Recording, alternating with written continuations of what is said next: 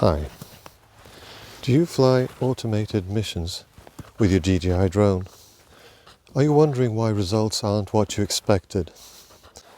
Hi and welcome. In this video I'll explain why your automated Waypoints flights might not look so great, whether you're repeating the exact same flight at different points in time or just doing one flight.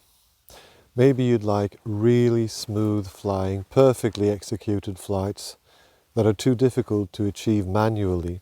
Maybe you'd like to make a transition video where the drone flies the exact same path at night as daytime. Well, if the flights aren't perfectly aligned from one day to the next, splicing clips together for a smooth transition may be very difficult. Now, some drones have built-in waypoints functionality from the factory, and they usually work great. But there are benefits to using other software from planning and executing your flights, mainly being able to do all the planning on a computer and having the mission saved for you for easy access anywhere. But there's a problem. Some drones will happily onboard the whole mission and fly it autonomously, whereas others will use a different principle for controlling the drone in the air. The resulting videos can vary dramatically. Later in this video, I'll show you 3 main things which cause this and show you the steps you can take to get better results. I'll also throw in a bonus tip at the end, so stick around for that. Alright, so waypoints, that's when you program the drone to fly a specific route and perform specific actions, such as turn in a certain direction, point the camera up or down, point the camera to a specific point in space or an object, and so on. My DJI Air 2S and my DJI Mavic Mini don't have this feature, but it can be achieved by using software from a different manufacturer. The software lets you plan the whole mission and it will fly the drone for you, just how you planned the mission. The problem is, DJI won't let you upload the mission to the drone so that it can fly it with every single parameter on board the drone's memory. Instead, the software has to fly the drone by what's called virtual stick mode, which means it tells the controller what to tell the drone to do next, based on what you programmed it to do, and based on the feedback from the drone of what is actually happening. So this means there's a feedback loop between the software on your phone and the drone up in the air. This loop creates a lag that software has to try and compensate for it. Take a look at this footage of the Mavic Mini flying a mission. Doesn't look very smooth, does it? Especially in the turns. It ruins the footage. Now look what happens when I fly the exact same mission a second time. They're not even in the same place. My Air 2S drone now, look at this clip. The same route, and the footage looks smoother. Not great, but definitely better. And look what happens when we do a second run with the same drone and compare it to the first. Again, better, but not great.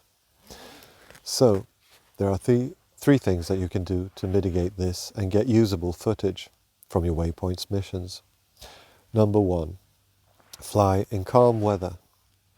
If there's no wind to push the drone around, there will be less need for corrections. The software can deal primarily with the mission at hand and not have to also correct for wind blowing the drone about. Number 2, fly slow, uncomplicated missions. This does help. The faster you're flying, the more complex maneuvers you're asking from the drone, the more obvious the corrections will become, and the more things will be off course before the software has time to correct for it. Number 3, use a different drone. This may sound drastic, but really, if you want to reliably repeat your missions so that you're then able to edit together convincing footage, you'll need a drone that doesn't use this virtual stick mode. Now, as I said, some drones have this out of the box from the factory, and others you're able to use software, third-party software, to fly them, and they will onboard the mission. Here's an example. So this is footage from my DJI Mavic 2 Zoom, flying the exact same programmed Waypoints mission as before. See the difference? And if you put two runs side by side, look at the results. Are they perfect? No, but very much improved. And now for the bonus tip. GPS, as you may know, is not terribly precise for consumer purposes, so one run may well differ from another by quite a lot, ruining the intended effect of transitioning from one clip to another. It's sort of hit and miss, really, and that's where you should accommodate for. So this footage is from when I first came back the next day to fly a repeated mission again near this church. Now compare it to the mission from the day before. As you can see, it's way off. The drone is not at the same distance from the church, and it's not even pointing in the same direction as before.